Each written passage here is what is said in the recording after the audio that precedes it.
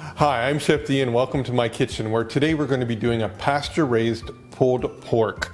A beautiful pork roast, blade roast. You want something that has lots of fat throughout it and that is going to kind of break apart and be really moist, because it's going to take, for this here, we're going to cook it at 250 in a Dutch oven for about 7 hours, so it just falls apart. So we're going to get started.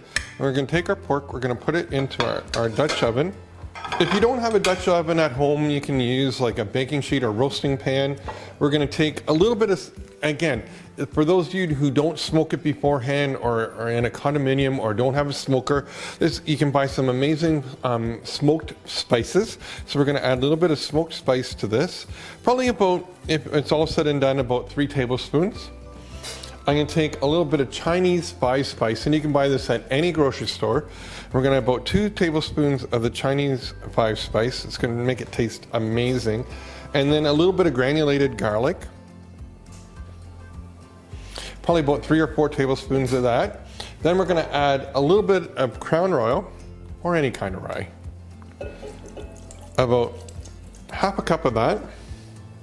As I mentioned earlier, you want to use an inexpensive red wine, so we're going to add about a half a bottle of red wine into the bottom, because you're going to need lots of moisture. This is going to take a while to cook.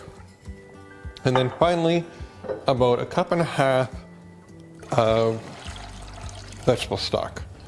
We're going to put the lid on it. 250 degrees in the oven it goes. You don't have to look at it for the 6 to 7 hours at all.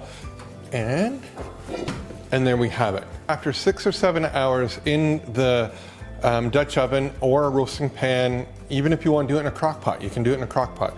You're going to open it up, make sure you have a cloth, and just look at it. Just beautiful. Kind of crusting up nicely, and then you can just break it apart.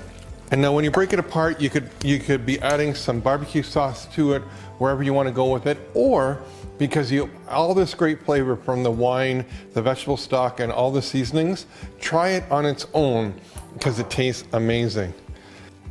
Till next time, I'm Chef D. Won't you join me here in my kitchen? Check out Nutrafarms.ca for this recipe and more. Ciao. Oh man, that's unbelievable.